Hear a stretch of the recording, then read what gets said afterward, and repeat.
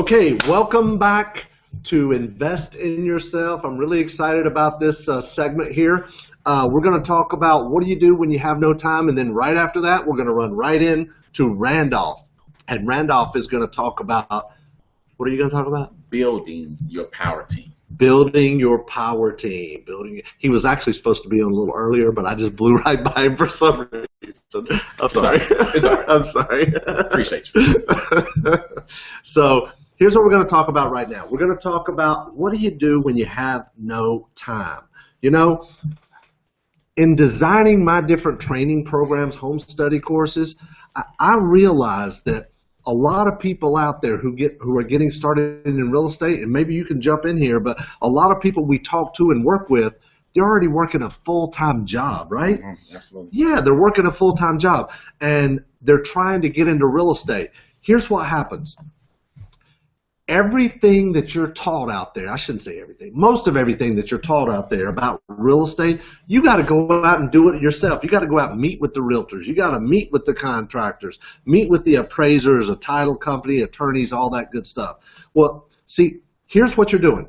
You're working your job, okay? Then you're trying to do real estate nights and weekends, okay? And what ends up happening is you have two jobs. You didn't want the first one. Now you got two.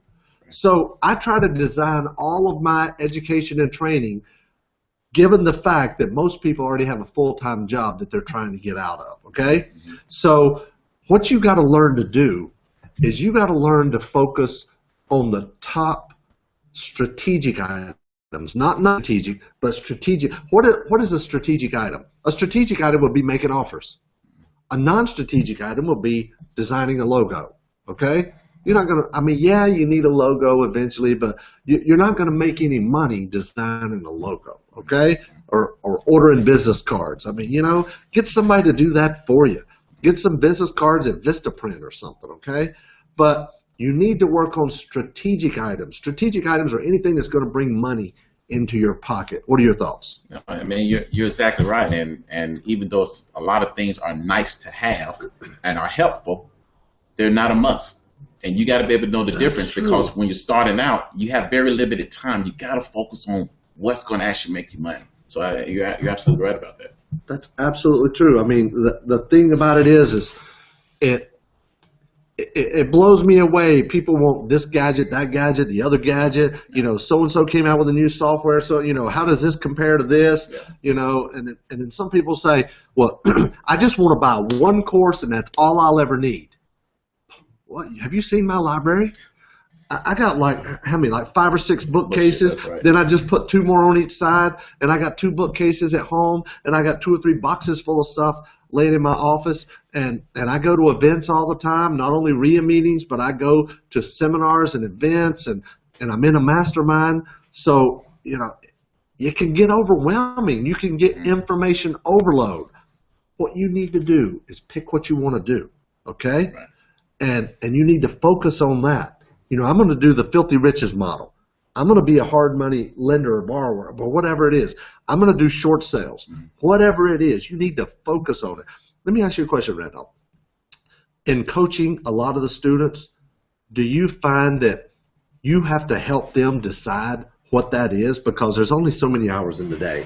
And that's right. I mean, and like you, a lot of them have bookshelves of courses and books and things and really what you find yourself being is the jack of all trades, master of none, when really you need to be the jack of maybe a few trades, but focused on one until you get really good at that one trade and then start to make some money. So you're right. I mean, and there's a lot of stuff out here. And I guess part of my job, and you asked, I mean, part of my job is to find out what their strengths are, what their weaknesses are, what part of the business they get passionate about. And that really helps them and help us narrow down, hey, this is where you should start.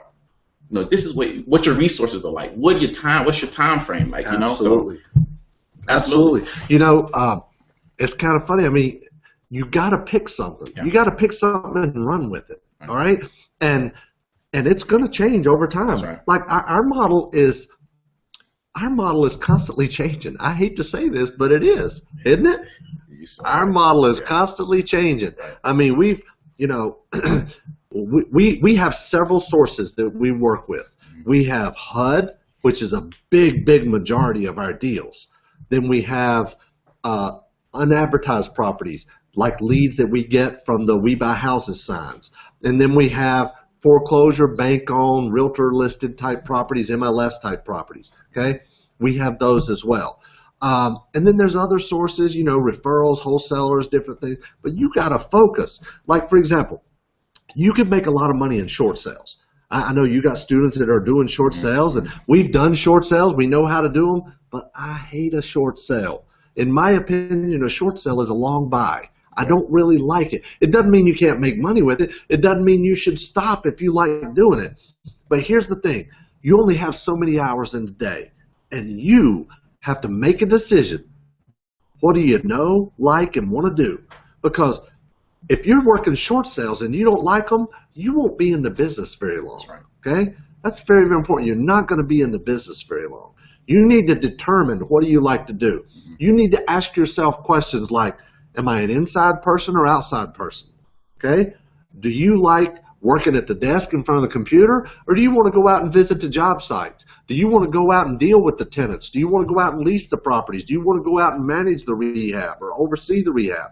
You got to decide, what do you want to spend your time doing? Because if you're not enjoying spending your time, it's not going to last very long, right? That's right. Absolutely. Absolutely. I'm telling you. So, guys, pick what you want to do. Determine what it is you want to do, and then I want you to focus on that. All right? I want you to focus on that because you only have so many hours in the day. And by the way, I talked about most people get into real estate to get out of their day job. If you want to keep your day job, that's great. I know we have nurses, doctors, school teachers that they love what they're doing. They're giving back. It's a part of their service, and they love doing that. You don't have to quit your day job, but if you want to, do not, and I repeat, do not quit your day job until your real estate income is at least as high or higher than your job income, right? That's right. That's right. You work your part-time until it financially replaces your full-time. Absolutely. Absolutely. You got to make sure about that. Make sure about that. Well,